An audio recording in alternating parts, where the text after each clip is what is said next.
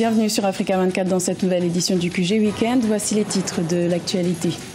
Visite officielle de Moussa Faki Mahamat au Cameroun. Le président de la Commission de l'Union africaine a été reçu ce vendredi 13 juillet par le chef de l'État camerounais, Paul Biya, au Palais de l'Unité.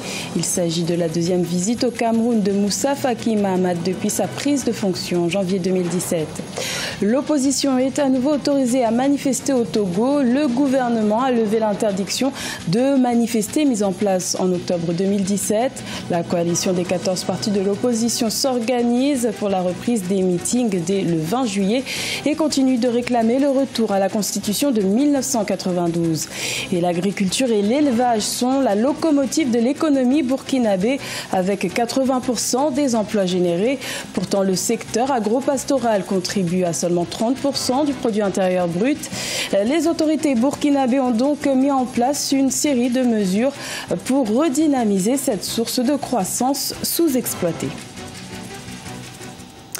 Mais tout d'abord, le président érythréen Isaias Afwerki est arrivé ce samedi 14 juillet en Éthiopie.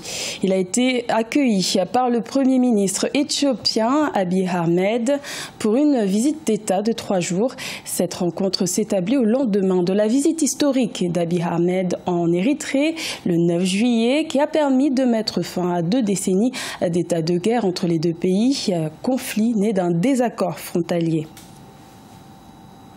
C'était un voyage annoncé de longue date. Moussa Faki Mahamat est arrivé au Cameroun dans la nuit du 12 au 13 juillet pour une visite officielle de 72 heures. Le président de la Commission de l'Union africaine a été reçu par le président camerounais Paul Biya au Palais de l'Unité à Yaoundé ce vendredi 13 juillet. Les deux hommes ont notamment abordé la tenue de la prochaine élection présidentielle prévue pour octobre 2018. Le point avec Viviane Boken. L'audience entre le président de la Commission de l'Union africaine, Moussa Faki Mahamat, et le président Paul Biya ce 13 juillet 2018 au Palais de l'Unité a donné l'occasion aux deux personnalités de passer en revue l'état de la coopération régionale entre le Cameroun et l'Union africaine, mais aussi les problématiques sécuritaires du pays. Notre principale préoccupation demeure bien entendu le rétablissement de la paix dans les zones concernées et le retour à une situation normale, ce qui permettra aux populations de retrouver leurs occupations et aux réfugiés et déplacés de rentrer chez eux. Le président de la Commission de l'Union africaine, Moussa Faki Mahamat, qui vient au Cameroun en messager de paix, entend apporter son soutien indéfectible pour la tenue de l'élection présidentielle dans la stabilité. Je voudrais vous rassurer du meilleur accompagnement possible des élections prévues en octobre prochain. Cet accompagnement se traduira entre autres par l'envoi d'une importante mission d'observation électorale. C'est pour moi l'occasion de lancer un appel à tous les acteurs politiques, de la majorité, de l'opposition et de la société civile pour conjuguer leurs efforts pour que ces élections se déroulent dans un climat apaisé et de concorde nationale. Le Cameroun, partenaire privilégié de l'Union africaine, accorde un point d'honneur à toutes les réformes en cours au sein de cette institution. À noter que le président camerounais Paul Biya a officialisé sa candidature ce vendredi 13 juillet via le réseau social Twitter. Il sera donc candidat à sa propre succession à l'élection présidentielle du 7 octobre 2018. Également dans l'actualité en République démocratique du Congo, le gouvernement a affirmé le 12 juillet par la voix du ministre des Finances, Henri Yves Moulang, avoir versé 42 millions de dollars à la CENI pour financer les élections du 23 décembre 2018, ce qui porterait à 203 millions de dollars la somme versée par le gouvernement congolais à la CENI entre le 1er janvier et le 10 juillet 2018 pour le financement des opérations électorales. Rappelons que le gouvernement congolais a refusé le soutien financier extérieur pour organiser ces scrutins, invoquant la souveraineté nationale. Les autorités ont également affirmé pouvoir décaisser dans les temps les 435 millions de dollars nécessaires à l'organisation de ces élections. Au Togo, les activités de la coalition des 14 partis de l'opposition reprennent. La coalition a prévu une série de meetings à l'intérieur du pays dès le 20 juillet. Le gouvernement, qui avait interdit les manifestations depuis octobre 2017, autorise désormais ces rassemblements, mais appelle l'opposition à prendre ses responsabilités. Reportage de notre correspondante Emefa Kofi. Au Togo, les manifestations de la coalition de l'opposition, désormais autorisées. Deux meetings d'information et de sensibilisation sont prévus le 20 juillet à Mango et à Bafilo, puis le 21 juillet à Sokodé, où aucune activité politique de l'opposition n'était plus autorisée depuis octobre 2017. Raison évoquée, perte d'armes des militaires lors des sorties de l'opposition. La coalition doit prendre ses dispositions pour que les populations aident à récupérer les armes. Nous leur avons dit cela. Nous craignons que tout puisse arriver tant que les armes restent en circulation. Aujourd'hui, nous prenons tout le monde à témoin, mais nous espérons surtout que rien n'arrivera. L'autorisation de manifester à l'intérieur du pays répond aux recommandations de la dernière rencontre entre les facilitateurs de la crise et la classe politique togolaise. Pour la coalition de l'opposition, ces meetings permettent de tester la bonne foi du gouvernement. Nous n'avons jamais compris cette histoire d'armes perdues, 2 armes, pour un régime dont on sait qu'il met des sommes folles dans les questions de sécurité. Nous organiserons des manifestations pacifiques et donc nous espérons que tout se déroulera dans un calme. Le retour à la Constitution de 1992, dans sa version originelle, les réformes institutionnelles sont entre autres revendications de la coalition qui prévoit également des meetings dans 3 autres villes du pays et Lomé, la capitale togolaise.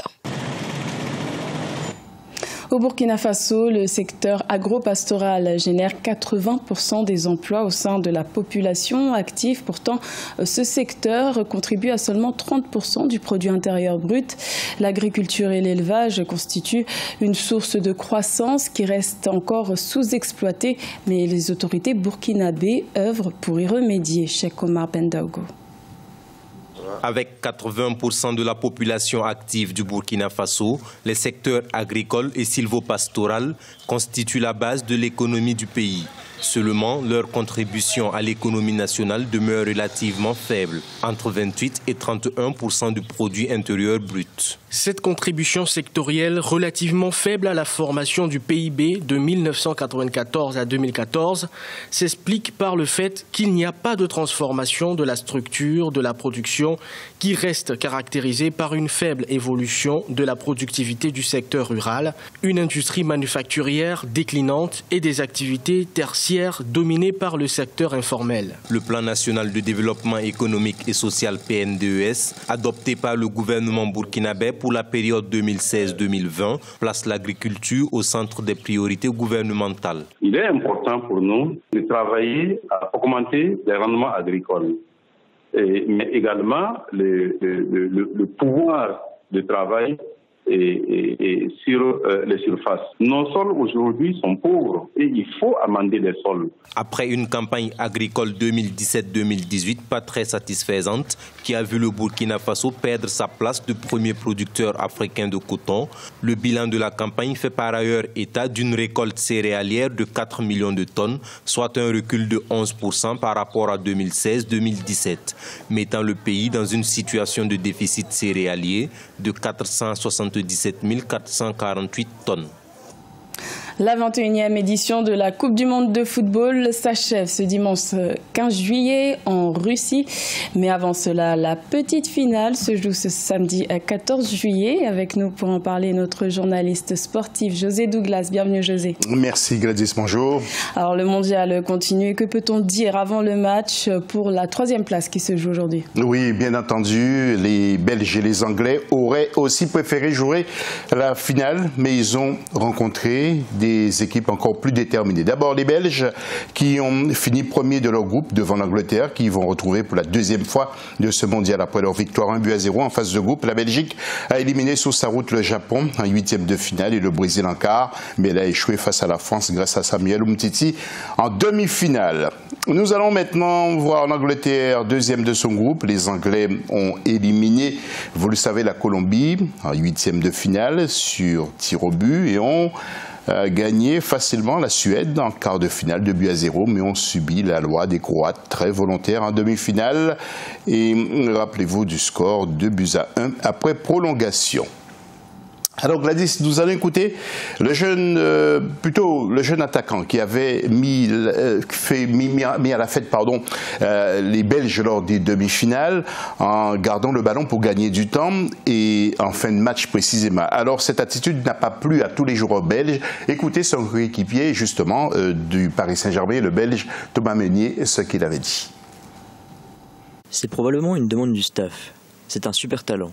J'espère qu'il n'y a pas de mauvaise influence sur lui et qu'il comprendra que si des Ronaldo, Messi ou Zidane sont restés si longtemps au top, c'est parce qu'ils ont aussi eu une attitude exemplaire. Il a les moyens d'entrer dans la légende comme ces joueurs-là, qu'il se concentre sur ce qu'il a à faire et il rencontrera la gloire. Et les Anglais ne sont pas si déçus de leur prestation et leur parcours dans ce mondial à l'image de leur sélectionneur Gareth Southgate. Écoutez ce qu'il a dit. La plus grande chose reste nos supporters. Ça vous montre ce que les joueurs ont donné au cours de la compétition. Nous avons parcouru un chemin incroyable en peu de temps. Nous sommes probablement arrivés au-delà de ce que nous espérions. Et puis un coup d'œil, Gladys, sur le tableau, pour vous rappeler donc que ce dimanche à Moscou, France-Croatie pour la grande finale et puis pour le match de la 3e place Belgique-Angleterre, nous aurons bien sûr l'occasion d'y revenir. Et quelques mots sur le match de ce samedi 14 juillet et le duel entre les Belges et les Anglais. Oui, alors la Belgique voudra sauver l'honneur. 13 participations à la Coupe du Monde, mais aucune étoile sur le maillot, 3e au classement mondial. Et les coéquipiers d'Eden Hazard, très déçus après le match contre la France en demi-finale, vont tenter de se racheter. L'Angleterre a complètement raté son dernier match, surpris par l'euphorie croate. Harry Kane, invisible, 15 participations en Coupe du Monde, une étoile seulement pour le pays qui a inventé le football. Les Anglais vont aussi tenter une place sur le podium. Et puis pour terminer, Gladys, je voudrais que nous faisions un petit clin d'œil à certains joueurs belges et anglais. Tout d'abord, pour les Belges, eh bien c'est Thibaut Courtois, le gardien, Thomas Meunier également, Marouane Fellaini, il y a aussi Romelu Lukaku, d'origine congolaise, et Eden Hazard. Et puis après les Belges, nous allons voir les Anglais, Phil Jones par exemple, Danny Rose, Ashley Young, Harry Kane et Raheem Sterling, qui vous le savez, a 2 nationalités, celle de la Jamaïque et de l'Angleterre. Certains seront alignés pour le match de la 3e place, mais les entraîneurs vont satisfaire également les remplaçants. Il faut dire aussi que l'enjeu n'est plus le même. Gladys. Merci José pour toutes ces précisions. Ce journal a été réalisé par l'ensemble de la rédaction. Merci de votre fidélité. Retrouvez dans un instant une nouvelle édition de l'information sur Africa 24.